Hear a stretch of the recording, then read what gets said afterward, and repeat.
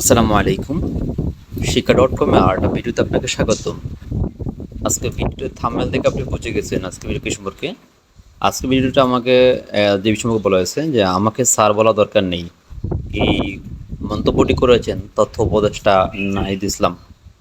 আর এই প্রতিবেদন তৈরি করেছে দৈনিক শিক্ষা.com। আর সেটা তৈরি হয়েছিল 18 আগস্ট 2024। আসুন আমরা এই প্রতিবেদনে আমাদের তথ্য উপদেষ্টা নাহিদুল ইসলাম কি বলেছেন সেটা আমরা জেনে আসি।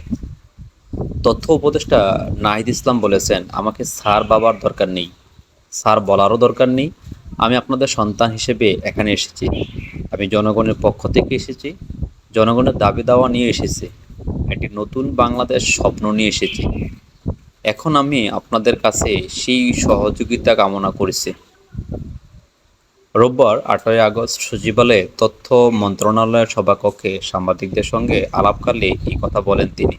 তিনি বলেন, তথ্য সম্প্রচার মন্ত্রণালয় রাষ্ট্রের খুবই গুরুত্বপূর্ণ একটা মন্ত্রণালয়।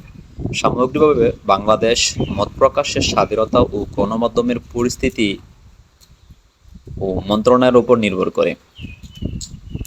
নাহিদ ইসলাম বলেন, সাগররুনি হত্যাকাণ্ড নিয়ে প্রহসন করা হয়েছে, এটা নিয়ে মন্ত্রণালয় কাজ করবে। স্বাধীন গণমাধ্যম কমিশনের কথা প্রাথমিকভাবে ভাবা হচ্ছে, সাংবাদিকদের সঙ্গে আলোচনা করে এটা ঠিক করা হবে।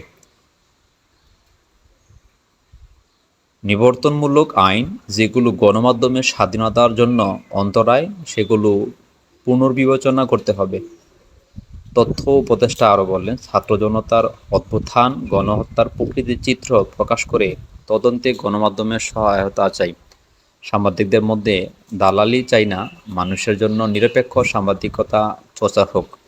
এই মন্তব্যটি করেছেন আমাদের তথ্য মন্ত্রণালয়ের উপদেষ্টা নাহিদুল ইসলাম।